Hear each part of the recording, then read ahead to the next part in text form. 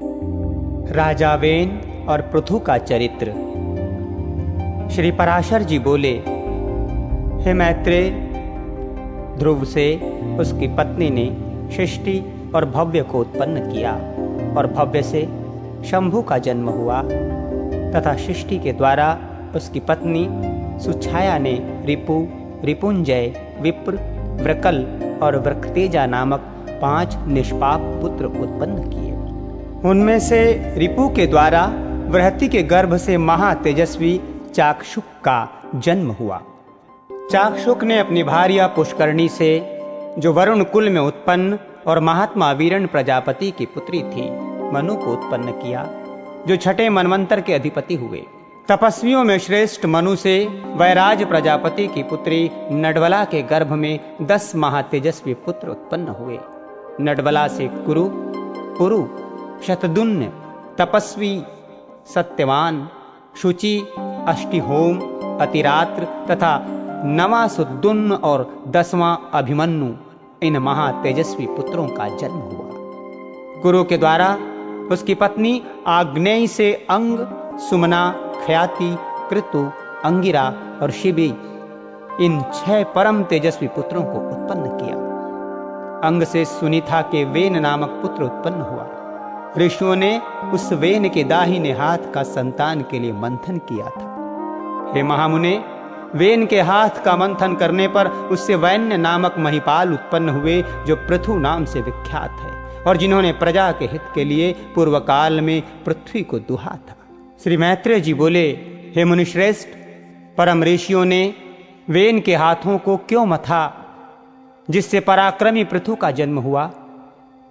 श्री पराशर जी बोले, हे मुने, मृत्यु की सुनीता नाम वाली जो प्रथम पुत्री थी, वो अंग को पत्नी रूप से दी गई, ब्याही गई थी। उसी से वेन का जन्म हुआ।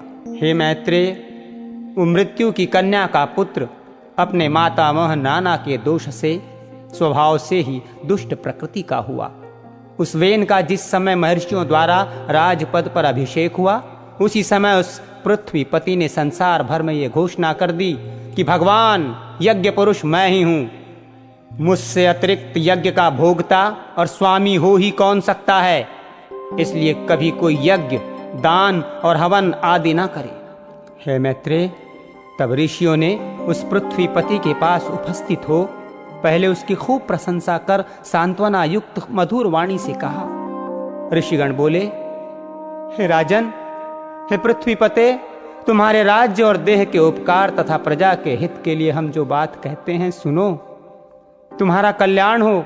देखो, हम बड़े बड़े यज्ञों द्वारा जो सर्व यज्ञेश्वर देवाधिपति भगवान हरि का पूजन करेंगे, उसमें से, उसके फल में से तुमको भी छठा भाग मिलेगा। हे नृप, इस प्रकार यज्ञों के द्वारा यज्ञ पुरुष भगवान विष्णु प्रसन्न होकर हम लोगों के साथ तुम्हारी भी सकल कामनाएं पूर्ण करेंगे। हे राजन, जिन राजाओं के राज्य में यज्ञेश्वर भगवान हरि का यज्ञों द्वारा पूजन किया जाता है, वे उनकी सभी कामनाओं को पूर्ण कर देते हैं। वेन बोला, मुझसे भी बढ़कर ऐसा कौन है जो मेरा भी पूजनीय है? जिसे तुम यज्ञेश्वर मानते हो वो हरि कहलाने वाला है कौन? ब्रह्मा, विष्णु, महादेव, इंद्र, वायु, यम, सूर्य, अग्नि, वरुण, धाता, पुषा, पृथ्वी और चंद्रमा, इनके अतिरिक्त और भी जितने देवता शाप और कृपा करने में समर्थ हैं, वे सभी राजा के शरीर में निवास करते हैं। इस प्रकार राजा सर्वदेवमय है। ये ब्राह्मणों, ऐसा जानकर मैंने जैसी जो कुछ आज्ञा की है वैसा ही करो। देखो, कोई भी दान, यज्ञ और हवन आदि ना करे। हे द्विजगण, स्त्री का परम धर्म जैसे अपने पति की सेवा करना ही माना गया है, वैसे ही आप लोगों का धर्म भी मेरी आज्ञा का पालन करना ही है। ऋषिगण बोले, महाराज, आप ऐसी आज्ञा दीजिए जिससे धर्म का क्षय ना हो। देखिए, ये सारा जगत हवि, यज्ञ में हवन की सुई सामग्री का ही परिणाम है। श्री पाराशर जी बोले, महर्षियों के इस प्रकार बारंबार समझाने और कहने सुनने पर भी जब वेन ने ऐसी आज्ञा नहीं दी, तो वे अत्यंत क्रुद्ध और अमर्ष युक्त होकर आपस में कहने लगे, इस पापी को मारो, मारो इसको आप। जो अनादि और अनंत यज्ञ पुरुष प्रभु विष्णु की निंदा करता है, वो अत्याचारी अनाचारी किसी प्रकार पृथ्वीपति होने के योग्य नहीं है। ऐसा कह मुनिगणों ने भगवान की निंदा आदि करने के कारण पहले ही मरे हुए उस राजा को मंत्र से पवित्र किए हुए कुशाओं से मार डाला। हे द्विज, तदनंतर उन मुनीश्वरों ने सब और बड़ी धूली उठती देखी। उसे देखकर उन्होंने अपने निकटवर्ती लोगों से पूछा, ये क्या है? उन पुरुषों ने कहा, राष्ट्र के राजाहीन हो जाने से दिन दुखिया लोगों ने चोर बनकर दूसरों का धन लूटना आरंभ कर दिया है। हे मुनिवरों, उन तीव्र वेग वाले परधनहारी चोरों के उत्पात से ही ये बड़ी भारी धूली उड़ती दिख रही है। तब उन सब मुनीश्वरों ने आपस में सलाह कर उस पुत्रहीन राजा की जंघा का पुत्र के लिए यत्नपूर्वक मंथन किया। उसकी जंघा के मथने पर उससे एक पुरुष उत्पन्न हुआ जो जले ठूंठ के समान काला, अत्यंत नाटा और छोटे मुख वाला था। उसने अति आतुर होकर उन सब ब्राह्मणों से कहा, मैं क्या करूं, मैं क्या करूं? उन्होंने कहा, निषिद्ध, बैठ। अतः वो निषाद कहलाया। इसलिए हे मुनि शार्दुल, उससे उत्पन्न हुए लोग विंध्याचल निवासी पाप परायण निषाद गण हुए। उस निषाद रूप द्वार से राजा वेन का संपूर्ण पाप निकल गया। अतः निषादगण वेन के पापों का नाश करने वाले हुए। फिर उन ब्राह्मणों ने उसके दाएं हाथ का मंथन किया। उसका मंथन करने से परम प्रतापी वेन सुवन पृथु प्रकट हुए, जो अपने शरीर से प्रज्वलित अग्नि के समान दैदीप्यमान थे। इसी समय आजगौ नामक आद्य सर्वप्रथम शिवधनुष और दिव्य बाण तथा कवच आकाश से गिरे।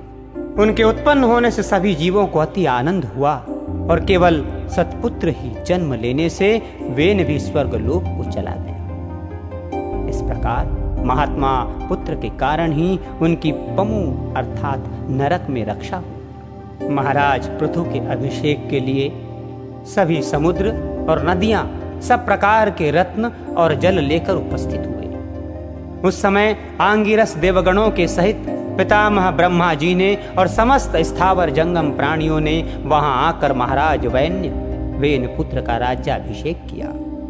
उनके दाहिने हाथ में चक्र का चिन्ह देखकर उन्हें विष्णु का अंश जान पितामह ब्रह्मा जी को परम आनंद हुआ। ये विष्णु भगवान के चक्र का चिन्ह सभी चक्रवर्ती राजाओं के हाथ में हुआ करता है। उनका प्रभाव कभी देवताओं से भी कुंठित नहीं होता। इस प्रकार महातेजस्वी और परम प्रतापी वेन पुत्र धर्म कुशल महानुभावों द्वारा विधि पूर्वक अति महान राज राजेश्वर पद पर अभिषिक्त हुए। जिस प्रजा को पिता ने अप्रसन्न किया था, उसी को उन्होंने अनुरंजित प्रसन्न किया। इसलिए अनुरंजन करने से उसका नाम राजा हुआ। जब वे समुद्र में चलते थे तो जल बहने से रुक जाता था, पर्वत उन्हें मार्ग दे देते थे और उनकी ध्वजा कभी भंग नहीं हुई। पृथ्वी बिना जोते बोए धान्य पकाने वाली थी, केवल चिंतन मात्र से ही अन्न सिद्ध हो जाता था और गौ में कामधेनु रूपा थी और पत्ते पत्ते में मधु भरा रहता था। राजा पृथु ने उत्पन्न होते ही पैतामह यज्ञ किया। उससे सोमाभिषव के दिन सूति सोमाभिषव भूमि से महामती सुत की उत्पत्ति हुई। उसी महायज्ञ में बुद्धिमान मागध का भी जन्म हुआ। तब मुनिवरों ने उन दोनों सुत और मागधों से कहा, तुम इन प्रतापवान वेन पुत्र महाराज पृथु की स्तुति करो। तुम्हारे योग्य यही कार्य है और राजा भी स्तुति के ही योग्य हैं। तब उन्होंने हाथ जोड़कर सब ब्राह्मणों से कहा, ये महाराज तो आज ही उत्पन्न हुए हैं। हम इनके कोई कर्म तो जानते ही नहीं हैं। अभी इनके न तो कोई गुण प्रकट हुए हैं, न यज्ञ ही विख्यात हुआ है और यश ही विख्यात हुआ है। फिर कहिए हम किस आधार पर इनकी स्तुति करें? ऋषिगण बोले, ये महाबली चक्रवर्ती महाराज भविष्य में जो जो कर्म करेंगे, इनके जो जो भावी गुण होंगे, उन्हीं से तुम इनका स्तवन करो। श्री पराशर जी बोले, ये सुनकर राजा को भी परम संतोष हुआ। उन्होंने सोचा, मनुष्य सद्गुणों के कारण ही प्रशंसा का पात्र होता है, अतः मुझको भी गुण उपार्जन करने चाहिए। इसलिए अब स्तुति के द्वारा ये जिन गुणों का वर्णन करेंगे, मैं भी सावधानता पूर्वक वैसा ही करूंगा। यदि यहाँ पर ये कुछ त्याज्य अवगुणों को भी कहेंगे तो मैं उन्हें त्यागूंगा। इस प्रकार राजा ने अपने चित्त में निश्चय किया। तदनंतर उन सुत और मागध दोनों ने परम बुद्धिमान वेदनंदन महाराज पृथु का उनके भावी कर्मों के आश्रय से स्वर सहित भली प्रकार स्तवन किया। उन्होंने कहा, ये महाराज सत्यवादी, दानशील, सत्य मर्यादा वाले, लज्जाशील, सहृदय, क्षमाशील, पराक्रमी और दुष्टों का दमन करने वाले हैं। ये धर्मज्ञ, कृतज्ञ, दयावान, प्रियभाषी, माननीयों को मान देने वाले, यज्ञपरायण, ब्रह्मण्य, साधु समाज में सम्मानित और शत्रु तथा मित्र के साथ सम्मान व्यवहार करने वाले हैं। इस प्रकार सुत और मागध कहे हुए गुणों को उन्होंने अपने चित्त में धारण किया और उसी प्रकार के कार्य किए। तब उन पृथ्वीपति ने पृथ्वी का पालन करते हुए बड़ी बड़ी दक्षिणाओं वाले अनेकों महान यज्ञ किए।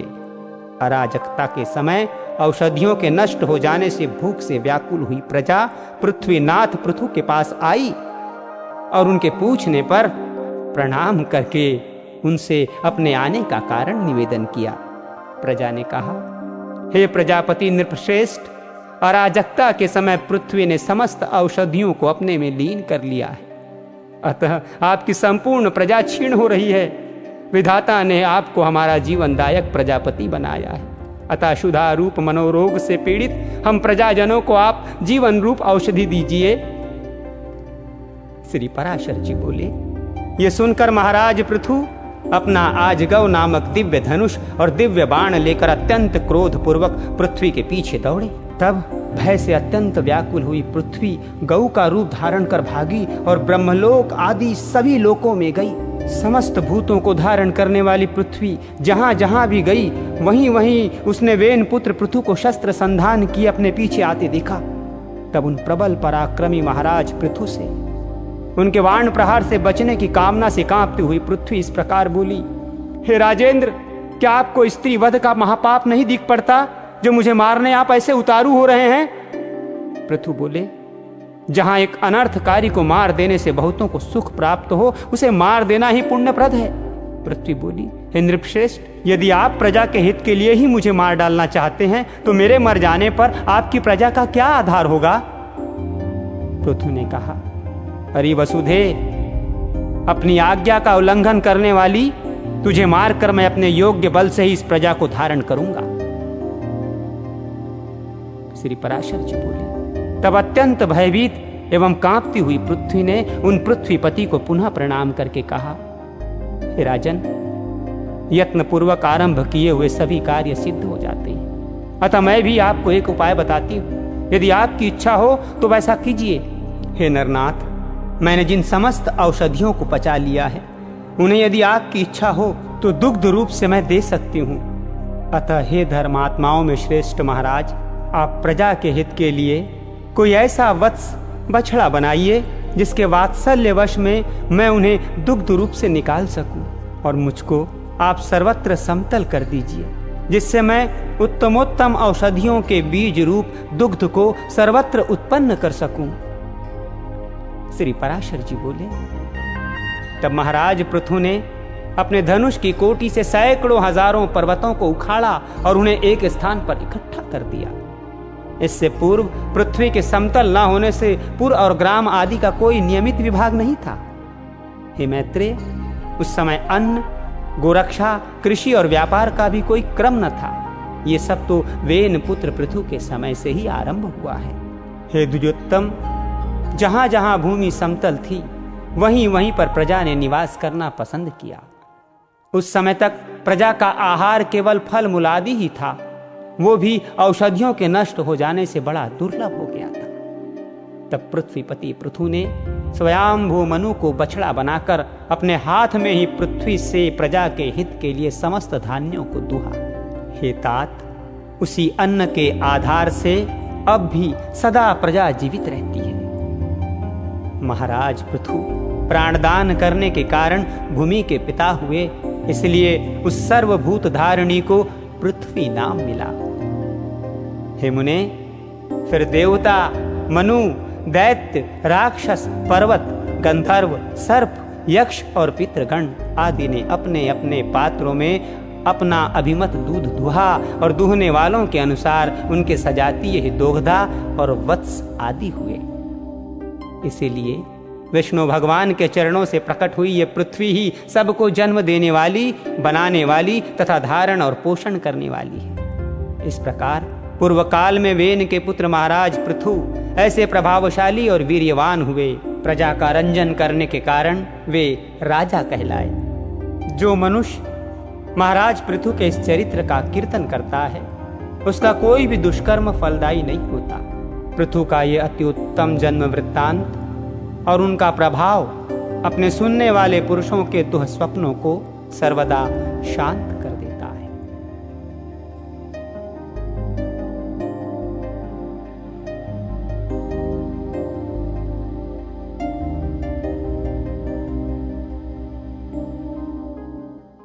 प्राचीन बहिर का जन्म और प्रचेताओं का भगवदाराधन।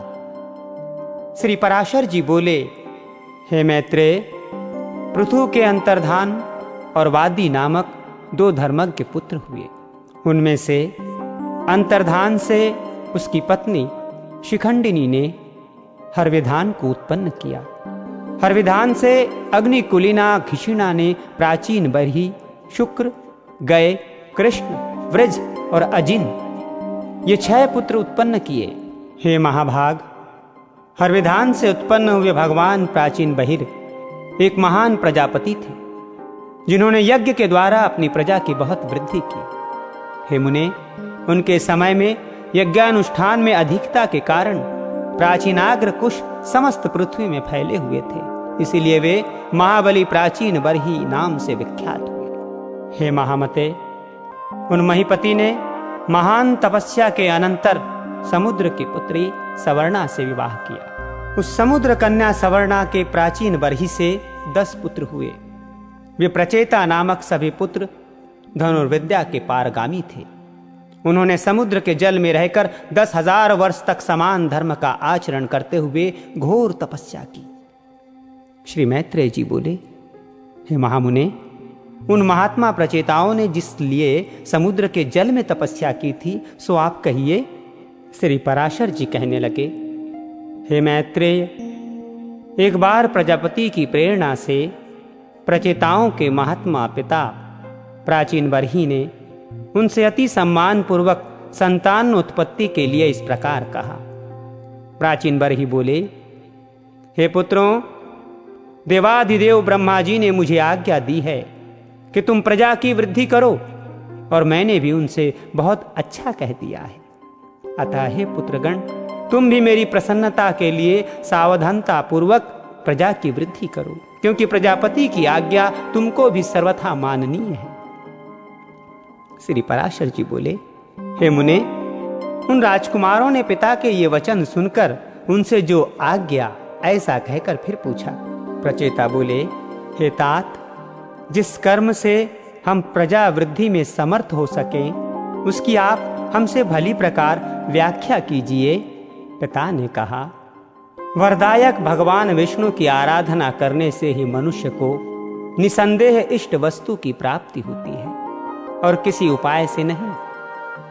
इसके सिवा और मैं तुमसे क्या कहूं। इसीलिए यदि तुम सफलता चाहते हो तो प्रजा वृद्धि के लिए सर्वभूतों के स्वामी श्री हरि गोविंद की उपासना करो। धर्म, अर्थ, काम या मोक्ष की इच्छा वालों को सदा अनादि पुरुषोत्तम भगवान विष्णु की ही आराधना करनी चाहिए। कल्प के आरंभ में जिनकी उपासना करके प्रजापति ने संसार की रचना की है, तुम उन अच्युत की आराधना करो, इससे तुम्हारी संतान की वृद्धि होगी। श्री पराशर जी बोले, पिता की ऐसी आज्ञा होने पर प्रचेता नामक 10 पुत्रों ने समुद्र के जल में डूबे रहकर सावधानता पूर्वक तप करना आरंभ कर दिया। हे मुनिश्रेष्ठ, सर्वलोकाश्रय जगतपति श्री नारायण में चित्त लगाए हुए उन्होंने 10,000 वर्ष तक वहीं जल में ही स्थित रहकर देवाधिदेव श्री हरि की एकाग्र चित्त से स्तुति की, जो अपने स्तुति की जाने पर स्तुति करने वालों की सभी कामनाएं सफल कर देते हैं। श्री मैत्रेय जी बोले, हे मुनिश्रेष्ठ, समुद्र के जल में स्थित रहकर प्रचेताओं ने भगवान विष्णु की जो अति पवित्र स्तुति की थी वो कृपया मुझसे कहिए। श्री पराशर जी बोले, हे मैत्रेय, पूर्व काल में समुद्र में स्थित रहकर प्रचेताओं ने तन्मय भाव से श्री गोविंद की जो स्तुति की वो सुनो। प्रचेताओं ने कहा, जिनमें संपूर्ण वाक्यों की नित्य प्रतिष्ठा है, अर्थात जो संपूर्ण वाक्यों के एकमात्र प्रतिपाद्य हैं तथा जो जगत की उत्पत्ति और प्रलय के कारण हैं, उन निखिल जगन्नायक परम प्रभु को हम नमस्कार करते हैं, जो आद्य ज्योति स्वरूप अनुपम, अणु, अनंत, अपार और समस्त चराचर के कारण हैं, तथा जिन रूपहीन परमेश्वर के दिन, रात्रि और संध्या ही प्रथम रूप है, उन काल स्वरूप भगवान को नमस्कार है। समस्त प्राणियों के जीवन रूप, जिनके अमृतमय स्वरूप को देव और पितृगण नित्य प्रति भोगते हैं, उन सोम स्वरूप प्रभु को नमस्कार है, जो तीक्ष्ण स्वरूप अपने तेज से आकाश मंडल को प्रकाशित करते हुए अंधकार को भक्षण कर जाते हैं, तथा जो घाम, शीत और जल के उद्गम स्थान हैं, उन सूर्य स्वरूप नारायण को नमस्कार है, जो कठिनता युक्त होकर इस संपूर्ण संसार को धारण करते हैं और शब्द आदि पांचों विषयों के आधार तथा व्यापक हैं, उन भूमि रूप भगवान को नमस्कार है, जो संसार का योनि रूप है और समस्त देहधारियों का बीज है। भगवान हरि के उस जल स्वरूप को हम नमस्कार करते हैं, जो समस्त देवताओं का हव्य भुक और पितृगण का कव्य भुक मुख है। उस अग्नि स्वरूप विष्णु भगवान को हम नमस्कार करते हैं, जो प्राण, अपान आदि 5 प्रकार से देह में स्थित होकर दिन रात चेष्टा करता रहता है, तथा जिसकी योनि आकाश है, उस वायु रूप भगवान को हम नमस्कार करते हैं, जो समस्त भूतों को अवकाश देता है, उस अनंत मूर्ति और परम शुद्ध आकाश स्वरूप प्रभु को हम नमस्कार करते हैं। समस्त इंद्रिय सृष्टि के जो उत्तम स्थान हैं, उन शब्द स्पर्शादि रूप विधाता श्री कृष्ण चंद्र को हम नमस्कार करते हैं, जो क्षर, अक्षर, इंद्रिय रूप से नित्य विषयों को ग्रहण करते हैं, उन ज्ञान मूल को हरि को नमस्कार है। इंद्रियों के द्वारा ग्रहण किए गए विषयों को जो आत्मा के सम्मुख उपस्थित करता है, उस अंतःकरण रूप विश्वात्मा को नमस्कार है। जिस अनंत में सकल विश्व स्थित है, जिससे वह उत्पन्न हुआ है और जो उसके लय का भी स्थान है, उस प्रकृति स्वरूप परमात्मा को नमस्कार है। जो शुद्ध और निर्गुण होकर भी ब्रह्मवश गुणयुक्त से दिखाई देते हैं, उन आत्म स्वरूप पुरुषोत्तम देव को हम नमस्कार करते हैं। जो अविकारी, अजन्मा, शुद्ध, निर्गुण, निर्मल और श्री विष्णु का परम पद है, उस ब्रह्म स्वरूप को हम नमस्कार करते हैं। जो न लंबा है, न पतला है, न मोटा है, न छोटा है, और न काला है, न लाल है, जो स्नेह, द्रव्य, कांति तथा शरीर से रहित एवं अनासक्त और अशरीरी जीव से भिन्न है। जो अवकाश, स्पर्श, गंध और रस से रहित तथा आंख, कान विहीन, अचल एवं जिह्वा, हाथ और मन से रहित है। जो नाम, गोत्र, सुख और तेज से शून्य तथा कारणहीन है, जिसमें भय, भ्रांति, निद्रा, जरा और मरण इन अवस्थाओं का अभाव है। जो अरज, रजोगुण रहित, अशब्द, अमृत, अलिप्त, गति शून्य और असंवृत, अनाच्छादित है, एवं जिसमें पूर्वापर व्यवहार की गति नहीं है, वही भगवान विष्णु का परम पद है, जिसका ईशन शासन है। परम गुण है, जो सर्वरूप और अनाधार हैं तथा जिह्वा और दृष्टि का अभिषय है। भगवान विष्णु के उस परम पद को हम नमस्कार करते हैं। श्री पराशर जी बोले, इस प्रकार श्री विष्णु भगवान में समाधिस्थ होकर प्रचेताओं ने महासागर में रहकर उनकी स्तुति करते हुए 10,000 वर्ष तक तपस्या की। तब भगवान श्री हरि ने प्रसन्न होकर उन्हें खिले हुए नील कमल किसी आभा युक्त दिव्य छवि से जल के भीतर ही दर्शन दिया। प्रचेताओं ने पक्षीराज गरुड़ पर चढ़े हुए श्री हरि को देखकर उन्हें भक्ति भाव के भार से झुके हुए मस्तकों द्वारा प्रणाम किया। तब भगवान ने उनसे कहा, मैं तुमसे प्रसन्न होकर तुम्हें वर देने के लिए आया हूं, तुम अपना अभीष्ट वर मांगो। तब प्रचेताओं ने वरदायक श्री हरि को प्रणाम कर जिस प्रकार उनके पिता ने उन्हें प्रजा वृद्धि के लिए आज्ञा दी थी, वो सब उनसे निवेदन की। तदनंतर भगवान उन्हें अभिष्ट वर देकर अंतर्धान हो गए और वे जल से बाहर निकल आए।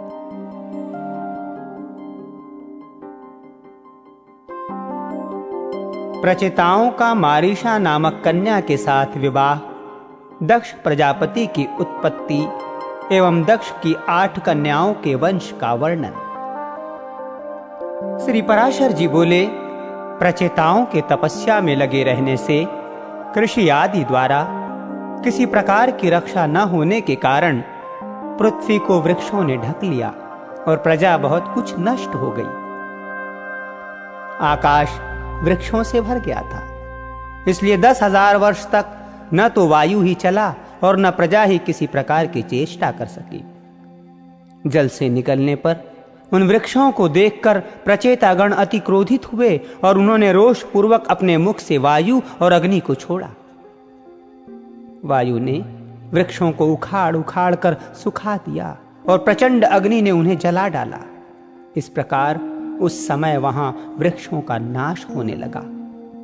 तब वो भयंकर वृक्ष प्रलय देखकर थोड़े से वृक्षों के रह जाने पर उनके राजा सोम ने प्रजापति प्रचेताओं के पास जाकर कहा, हे नृपतिगण, आप क्रोध शांत कीजिए और मैं जो कुछ कहता हूं सुनिए। मैं वृक्षों के साथ आप लोगों की संधि करा दूंगा। वृक्षों से उत्पन्न हुई इस सुंदर वर्ण वाली रत्न स्वरूपा कन्या का मैंने पहले से ही भविष्य को जानकर अपनी अमृतमय किरणों से पालन पोषण किया है। वृक्षों की ये कन्या मारीशा नाम से प्रसिद्ध है। ये महाभागा इसलिए ही उत्पन्न की गई है कि निश्चय ही तुम्हारे वंश को बढ़ाने वाली तुम्हारी भार्या हो। मेरे और तुम्हारे आधे आधे तेज से इसके परम विद्वान दक्ष नामक प्रजापति उत्पन्न होगा। वो तुम्हारे तेज के सहित मेरे अंश से युक्त होकर अपने तेज के कारण अग्नि के समान होगा और प्रजा की खूब वृद्धि करेगा। पूर्व काल में वेद वेत्ताओं में श्रेष्ठ एवं कंडू नामक मुनीश्वर थे। उन्होंने गोमती नदी के परम रमणीक तट पर घोर तप किया। तब इंद्र ने उन्हें तपोभ्रष्ट करने के लिए प्रमलोचा नाम की उत्तम अप्सरा को नियुक्त किया। उस मंजू हासिनी ने उस ऋषि श्रेष्ठ को विचलित कर दिया। उसके द्वारा शुद्ध होकर वे 100 से भी अधिक वर्ष तक विषयासक्त चित्त से मंदराचल की कंदराओं में रहे। तब हे महाभाग, एक दिन उस अप्सरा ने कंडू ऋषि से कहा, हे ब्रह्मन, अब मैं स्वर्गलोक में जाना चाहती हूं। आप प्रसन्नता पूर्वक मुझे आज्ञा दीजिए। उसके ऐसा कहने पर उसमें आसक्त चित्त हुए मुनि ने कहा, भद्रे, अभी कुछ दिन और रहो। उसके ऐसा कहने पर उस सुंदरी ने महात्मा कंडू के साथ अगले 100 वर्ष तक रहकर नाना प्रकार के भोग भोगे। तब भी उसके ये पूछने पर कि भगवान, मुझे स्वर्गलोक में जाने की आज्ञा दीजिए, ऋषि ने यही कहा कि अभी और ठहरो। तदनंतर 100 वर्ष से कुछ अधिक बीत जाने पर उस सुमुखी ने प्रणय युक्त मुस्कान से सुशोभित वचनों से कहा, ब्रह्मन, अब मैं स्वर्ग को जाती हूं। ये सुनकर मुनि ने उस विशालाक्षी को आलिंगन कर कहा, आर्य, सुभ्रु, अब तो तू बहुत दिनों के लिए चली जाएगी, इसलिए क्षण भर तो और ठहर। तब वो सुश्रोणी सुंदर कमर वाली उस ऋषि के साथ क्रीड़ा करती हुई 200 वर्षों से कुछ कम और रही। हे महाभाग, जब जब वो सुंदरी देवलोक को जाने के लिए कहती, तभी तभी कंडू ऋषि उससे यही कहते कि अभी ठहर जा। मुनि के इस प्रकार कहने पर प्रणय भंग की पीड़ा को जानने वाली उस दक्षिणा ने अपने दाक्षिण्यवश तथा मुनि के शाप से भयभीत होकर उन्हें न छोड़ा तथा उन महर्षि महोदय का भी कामासक्त चित्त से उसके साथ अहिर्नश रमण करते करते उसमें नित्य नूतन प्रेम बढ़ता गया। एक दिन वे मुनिवर बड़ी शीघ्रता से अपने कुटी से निकले। उनके निकलते समय वो सुंदरी बोली, आप कहां जाते हैं? उसके इस प्रकार पूछने पर मुनि ने कहा, हे शुभे, दिन अस्त हो चुका है, इसलिए मैं संध्योपासना करूंगा, नहीं तो नित्य क्रीड़ा नष्ट हो जाएगी। तब उस सुंदर दांतों वाली ने उन मुनीश्वर से हंसकर कहा, हे सर्वधर्मज्ञ, क्या आज ही आपका दिन अस्त हुआ है? हे विप्र, अनेकों वर्षों के पश्चात आज आपका दिन अस्त हुआ है, इससे कहिए किसको आश्चर्य न होगा? मुनि बोले, भद्रे, नदी के इस सुंदर तट पर तुम आज सवेरे ही तो आई हो। मुझे भली प्रकार स्मरण है, मैंने आज ही तुमको अपने आश्रम में प्रवेश करते देखा था। अब दिन के समाप्त होने पर यह संध्या काल हुआ है, फिर सच तो कहो, ऐसा उपहास क्यों करती हो? ब्रह्मलोचा बोली, ब्रह्मन, आपका यह कथन कि तुम सवेरे ही आई हो ठीक ही है, इसमें झूठ नहीं, परंतु उस समय को तो आज सैकड़ों वर्ष बीत चुके। सोम ने कहा। तब उन विप्रवर ने उस विशालाकाक्षी से कुछ घबरा कर पूछा, अरे भीरू, ठीक ठीक बता, तेरे साथ रमण करते मुझे कितना समय बीत गया? ब्रह्मलोचा ने कहा, अब तक 907 वर्ष 6 महीने और 3 दिन अभी बीत चुके हैं। ऋषि बोले, आर्य भीरू, ये तो तू ठीक कहती है, या हे शुभे, मेरी हंसी करती है? मुझे तो ऐसा ही प्रतीत होता है कि मैं इस स्थान पर तेरे साथ केवल एक ही दिन रहा हूं। ब्रह्मलोचा बोली, हे ब्रह्मन, आपके निकट मैं झूठ कैसे बोल सकती हूँ, और फिर विशेषतः उस समय जबकि आज आप अपने धर्म मार्ग का अनुसरण करने में तत्पर होकर मुझसे पूछ रहे हैं। सोम ने कहा, हे राजकुमारों, उसके ये सत्य वचन सुनकर मुनि ने मुझे धिक्कार है, मुझे धिक्कार है ऐसा कहकर स्वयं ही अपने को बहुत कुछ भला बुरा कहा। मुनि बोले, ओफ, मेरा तप नष्ट हो गया, जो ब्रह्मवेत्ताओं का धन था वो लूट गया और विवेक बुद्धि मारी गई। अहो, स्त्री को तो किसी ने मोह उपजाने के लिए ही रचा है। मुझे अपने मन को जीत कर 6 उर्मियों से अतीत परम ब्रह्म को जानना चाहिए, जिसने मेरी इस प्रकार की बुद्धि को नष्ट कर दिया।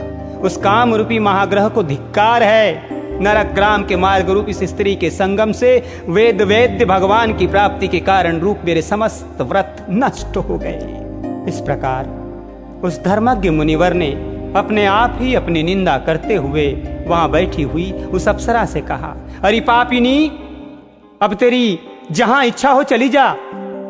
तूने अपनी भावभंगी से मुझे मोहित करके इंद्र का जो कार्य था वो पूरा कर लिया। मैं अपने क्रोध से प्रज्वलित हुई अग्नि द्वारा तुझे भस्म नहीं करता हूं, क्योंकि सज्जनों की मित्रता 7 पग साथ रहने से हो जाती है, और मैं तो इतने दिन तेरे साथ निवास कर चुका हूं। अथवा इसमें तेरा दोष भी क्या है जो मैं तुझ पर क्रोध करूं? दोष तो सारा मेरा ही है, क्योंकि मैं बड़ा ही अजितेंद्रिय हूं। तू महामोह की पिटारी और अत्यंत निंदनीय है।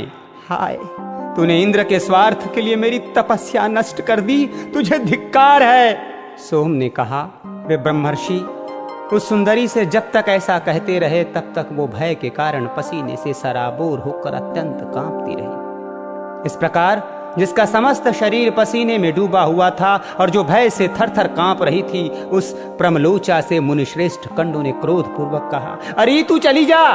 तब बारंबार फटकारे जाने पर वो उस आश्रम से निकली और आकाश मार्ग से जाते हुए उसने अपना पसीना वृक्ष के पत्तों से पोंछा। वो बाला वृक्षों के नवीन लाल लाल पत्तों से अपने पसीने से तर शरीर को पोंछती हुई एक वृक्ष से दूसरे वृक्ष पर चलती गई। उस समय ऋषि ने उसके शरीर में जो गर्भ स्थापित किया था वो भी रोमांच से निकले हुए पसीने के रूप में उसके शरीर से बाहर निकल आया। उस गर्भ को वृक्षों ने ग्रहण कर लिया, उसे वायु ने एकत्रित कर लिया और मैं अपनी किरणों से उसे पोषित करने लगा।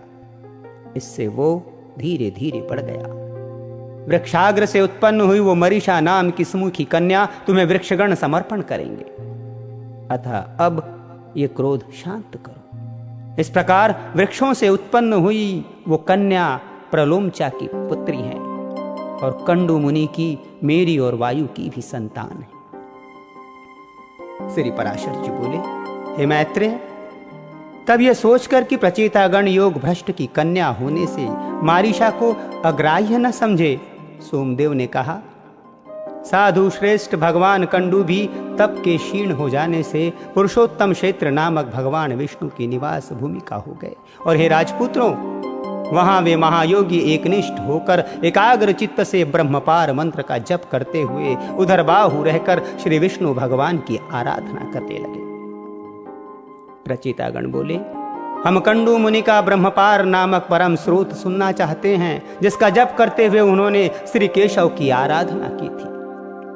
सोम ने कहा, हे राजकुमारों, वो मंत्र इस प्रकार है। श्री विष्णु भगवान संसार मार्ग की अंतिम अवधि हैं। उनका पार पाना कठिन है। वे पर आकाश आदि से भी पर अर्थात अनंत हैं, अतः सत्य स्वरूप हैं। तपोनिष्ठ महात्माओं को ही वे प्राप्त हो सकते हैं, क्योंकि वे पर अनात्म प्रपंच से परे हैं तथा पर इंद्रियों के अगोचर परमात्मा हैं और भक्तों के पालक एवं उनके अभिष्ट को पूर्ण करने वाले हैं। वे कारण, पंचभूत के कारण, पंच तन्मात्रा के हेतु, तामस अहंकार और उसके भी हेतु, महतत्व के हेतु, प्रधान के भी परम हेतु हैं और इस प्रकार समस्त कर्म और कर्ता आदि के सहित कार्य रूप से स्थित सकल प्रपंच का पालन करते हैं। ब्रह्म ही प्रभु है, ब्रह्म ही सर्वजीव रूप है और ब्रह्म ही सकल प्रजा का पति रक्षक है तथा अविनाशी है। पर ब्रह्म अव्यय, नित्य, अजन्मा है तथा वही क्षय आदि समस्त विकारों से शून्य विष्णु है, क्योंकि वो अक्षर, अज और नित्य ब्रह्म ही पुरुषोत्तम भगवान विष्णु है। इसलिए उनका नित्य अनुरक्त भक्त होने के कारण मेरे राग आदि दोष शांत हों। उस ब्रह्मपार नामक परम स्रोत का जप करते हुए श्री केशव की आराधना करने से उन मुनीश्वर ने परम सिद्धि प्राप्त की। जो पुरुष इस स्तव को नित्य प्रति पढ़ता या सुनता है, वो काम आदि सकल दोषों से मुक्त होकर अपना मनोवांछित फल प्राप्त करता है। तब मैं तुम्हें ये बताता हूं कि ये मरीषा पूर्व जन्म में कौन थी। ये बता देने से तुम्हारे कार्य का गौरव सफल होगा, अर्थात तुम प्रजा वृद्धि रूप फल प्राप्त कर सकोगे। ये साध्वी अपने पूर्व जन्म में एक महारानी थी। पुत्रहीन अवस्था में ही पति के मर जाने पर इस महाभागा ने अपने भक्ति भाव से विष्णु भगवान को संतुष्ट किया। इसकी आराधना से प्रसन्न हो विष्णु भगवान ने प्रकट होकर कहा, हे शुभे, वर मांग। तब इसने अपनी मनोभिलाषा इस प्रकार कह सुनाई, भगवन, बाल विधवा होने के कारण मेरा जन्म व्यर्थ ही हुआ। हे जगतपते, मैं ऐसी अभागिनी हूं कि फलहीन पुत्रहीन ही उत्पन्न हुई। अतः आपकी कृपा से जन्म जन्म में मेरे बड़े प्रशंसनीय पति हों और प्रजापति ब्रह्मा जी के समान पुत्र हो। और हे धजोषज, आपके प्रसाद से मैं भी कुल, शील, अवस्था, सत्य, दाक्षिण्य, कार्यकुशलता, शीघ्रकारिता, अविसंवादिता, उल्टा न कहना, सत्व, वृद्ध सेवा और कृतज्ञता आदि गुणों से तथा सुंदर रूप संपत्ति से संपन्न और सबको प्रिय लगने वाली अयोनिजा माता के गर्भ से जन्म लिए बिना ही उत्पन्न होऊं। सोम बोले, उसके ऐसा कहने पर वरदायक परमेश्वर देवाधिदेव श्री ऋषिकेश ने प्रणाम के लिए झुकी हुई उस बाला को उठाकर कहा। भगवान बोले, तेरे एक ही जन्म में बड़े पराक्रमी और विख्यात कर्मवीर 10 पति होंगे, और हे शोभने, उसी समय तुझे प्रजापति के समान एक महावीर्यवान एवं अत्यंत बल विक्रम युक्त पुत्र भी प्राप्त होगा। वो इस संसार में कितने ही वंशों को चलाने वाला होगा और उसकी संतान संपूर्ण त्रिलोकी में फैल जाएगी, तथा तू भी मेरी कृपा से उदार रूप, गुण संपन्ना, सुशीला और मनुष्यों के चित्त को प्रसन्न करने वाली अयोनिजा ही उत्पन्न होगी। हे राजपुत्रों, उस विशालाकाक्षी से ऐसा कह भगवान अंतर्ध्यान हो गए और वहीं ये मरीषा के रूप से उत्पन्न हुई तुम्हारी पत्नी है। श्री पराशर जी बोले, तब सोमदेव के कहने से प्रचेताओं ने अपना क्रोध शांत किया और उस मारिषा से वृक्षों से पत्नी रूप से ग्रहण किया। उन 10 प्रचेताओं से मारिषा के महाभाग दक्ष प्रजापति का जन्म हुआ, जो पहले ब्रह्मा जी से उत्पन्न हुए थे। हे महामते, उन महाभाग दक्ष ने ब्रह्मा जी की आज्ञा पालते हुए सर्ग रचना के लिए उद्धत होकर उनकी अपनी सृष्टि बढ़ाने और संतान उत्पन्न करने के लिए नीच, ऊंच तथा द्विपद, चतुष्पद आदि नाना प्रकार के जीवों को पुत्र से उत्पन्न किया। प्रजापति दक्ष ने पहले मन से ही सृष्टि करके फिर स्त्रियों की उत्पत्ति की। उनमें से 10 धर्म को तथा 13 कश्यप को दी तथा काल परिवर्तन में नियुक्त अश्विनी आदि 27 चंद्रमा को विवाह दी। उन्हीं से देवता, दैत्य, नाग, गौ, पक्षी, गंधर्व, अप्सरा और दानव आदि उत्पन्न हुए। हे मैत्रेय, दक्ष के समय से ही प्रजा का मैथुन स्त्री पुरुष संबंध द्वारा उत्पन्न होना आरंभ हुआ है। उससे पहले ही तो अत्यंत तपस्वी प्राचीन सिद्ध पुरुषों के तपोबल से, उनके संकल्प, दर्शन अथवा स्पर्श मात्र से ही प्रजा उत्पन्न होती थी। श्री मैत्रेय जी बोले, हे महामुने, मैंने तो सुना था कि दक्ष का जन्म ब्रह्मा जी के दाएं अंगूठे से हुआ था। फिर वे प्रचेताओं के पुत्र किस प्रकार हुए? हे ब्रह्मन, मेरे हृदय में यह बड़ा संदेह है कि सोमदेव के दौहित्र देवते होकर भी फिर वे उनके श्वाशुर्क हुए। श्री पराशर जी बोले, हे मैत्रेय, प्राणियों के उत्पत्ति और नाश प्रवाह रूप से निरंतर हुआ करते हैं। इस विषय में ऋषियों तथा अन्य दिव्य दृष्टि पुरुषों को कोई मोह नहीं होता। हे मुनिश्रेष्ठ, ये दक्षादि युग युग में होते हैं और फिर लीन हो जाते हैं। इसमें विद्वान को किसी प्रकार का संदेह नहीं होता। हे द्विजोत्तम, इनमें पहले किसी प्रकार की ज्येष्ठता अथवा कनिष्ठता भी नहीं थी।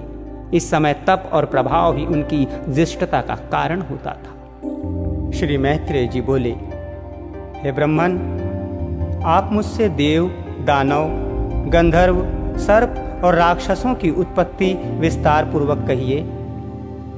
श्री पराशर जी बोले, हे महामुने, स्वयंभू भगवान ब्रह्मा जी की ऐसी आज्ञा होने पर कि तुम प्रजा उत्पन्न करो। दक्ष ने पूर्व काल में जिस प्रकार प्राणियों की रचना की थी वो सुनो।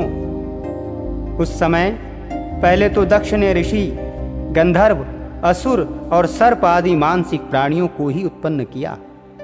इस प्रकार रचना करते हुए जब उनकी वो प्रजा और न बढ़ी तो उन प्रजापति ने सृष्टि की वृद्धि के लिए मन में विचार कर मैथुन धर्म से नाना प्रकार की प्रजा उत्पन्न करने की इच्छा से वीरण प्रजापति की अति तपस्विनी और लोकधारिणी पुत्री असिक्री से विवाह किया।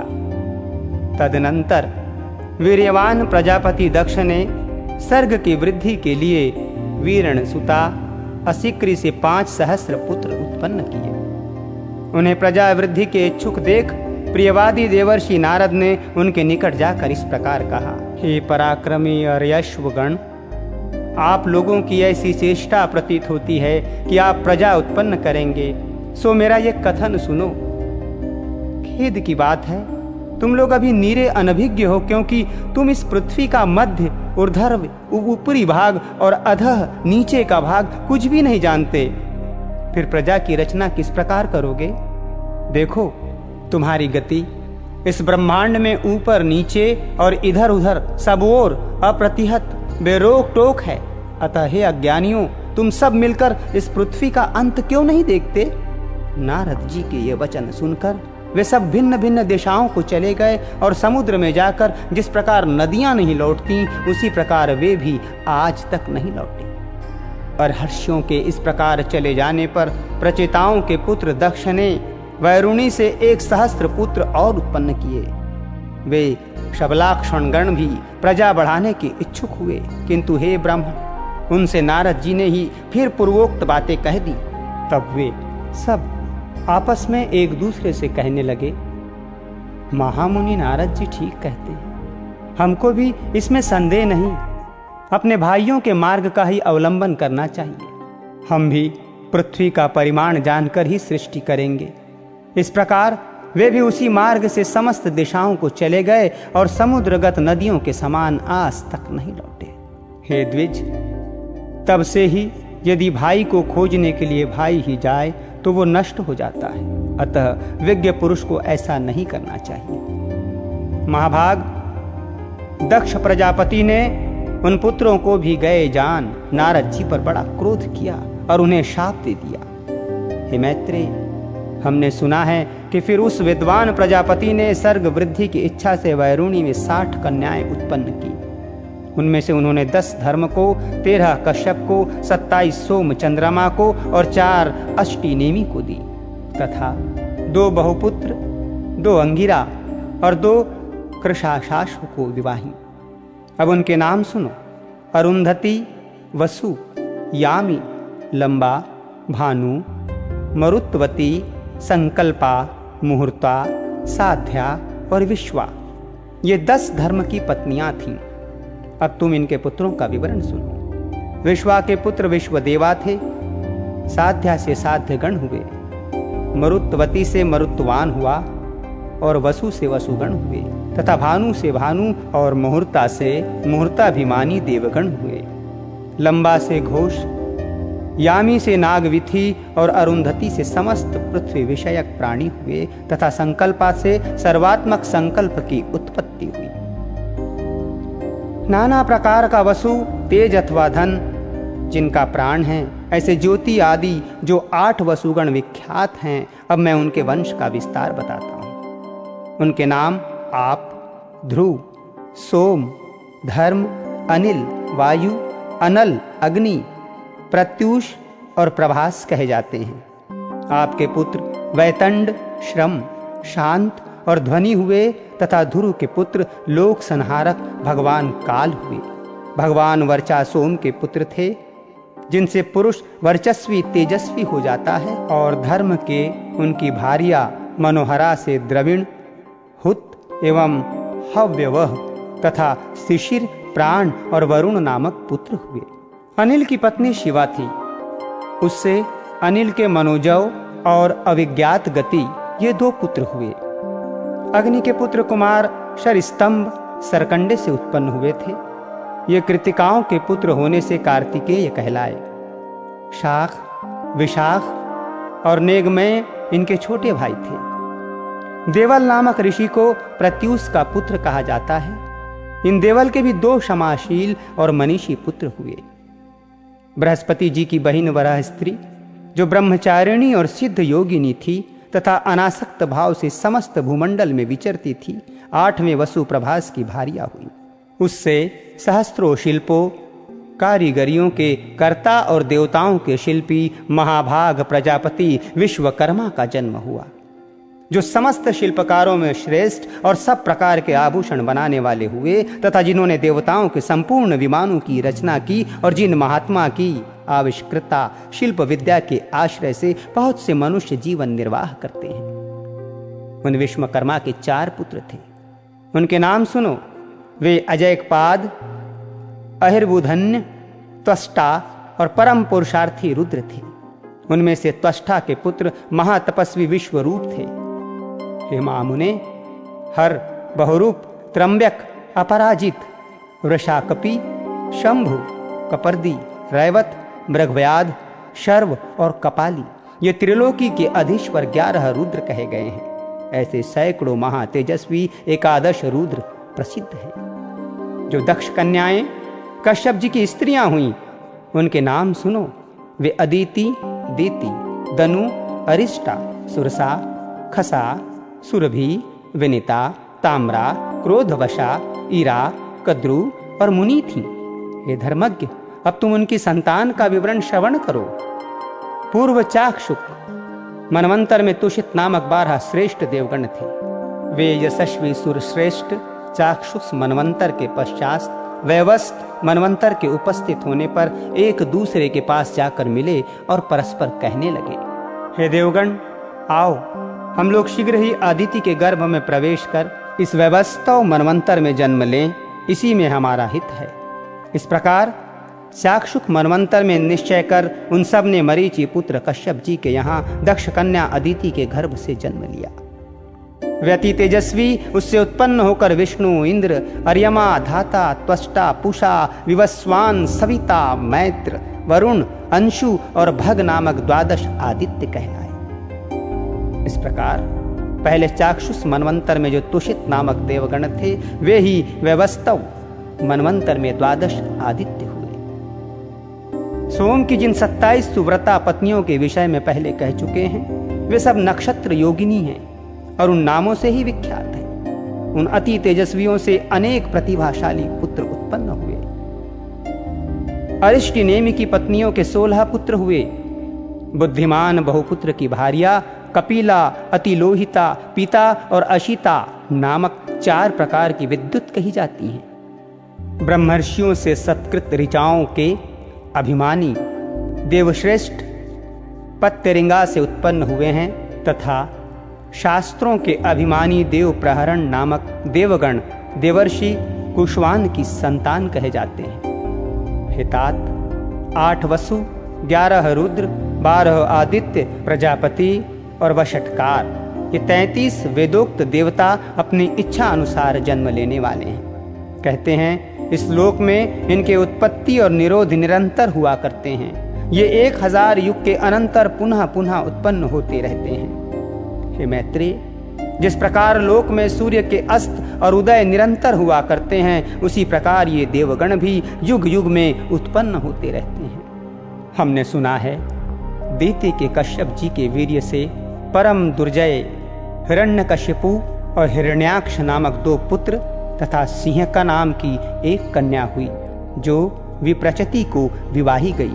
हिरण्यकशिपु के अति तेजस्वी और महापराक्रमी अनुल्लाद, लाद, बुद्धिमान प्रहलाद और संहलाद नामक 4 पुत्र हुए, जो दैत्य वंश को बढ़ाने वाले थे।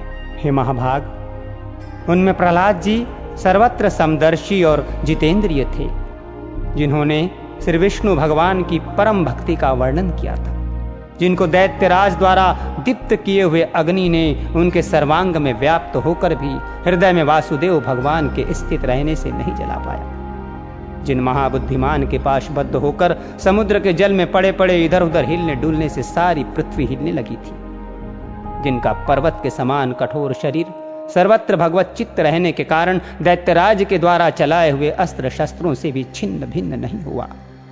दैत्यराज द्वारा प्रेरित विषाग्नि से प्रज्वलित मुख वाले सर्प भी जिन महातेजस्वी का अंत नहीं कर सके, जिन्होंने भगवत स्मरण रूपी कवच धारण किए रहने के कारण पुरुषोत्तम भगवान का स्मरण करते हुए पत्थरों की मार पड़ने पर भी अपने प्राणों को नहीं छोड़ा। स्वर्ग निवासी दैत्यपति द्वारा ऊपर से गिराए जाने पर जिन महामती को पृथ्वी ने पास आकर बीच में ही अपनी गोद में धारण कर लिया, चित्त में श्री मधुसूदन भगवान के स्थित रहने से दैत्यराज का नियुक्त किया हुआ सबका शोषण करने वाला वायु जिनके शरीर में लगने से शांत हो गया। दैत्येंद्र द्वारा आक्रमण के लिए नियुक्त उन्मत्त दिग्गजों के दांत जिनके वक्ष स्थल में लगने से टूट गए और उनका सारा मद चूर्ण हो गया। पूर्व काल में दैत्यराज के पुरोहितों की उत्पन्न की हुई कृत्या भी जिन गोविंदासक्त चित्त भक्तराज के अंत का कारण नहीं हो सकी, जिनके ऊपर प्रयुक्त की हुई अति मायावी शंबरासुर की हजारों मायाएं श्री कृष्णचंद्र के चक्र से व्यर्थ हो गईं, जिन मतिमान और निर्मत्सर ने दैत्यराज के रसोइयों के लाए हुए हलाहल विष को निर्विकार भाव से पचा लिया, जो इस संसार में समस्त प्राणियों के प्रति सम्मान चित्त और अपने समान ही दूसरों के लिए भी परम प्रिय युक्त थे, और जो परम धर्मात्मा महापुरुष सत्य एवं शौर्य आदि गुणों की खानी तथा समस्त साधु पुरुषों के लिए उपमा स्वरूप थे।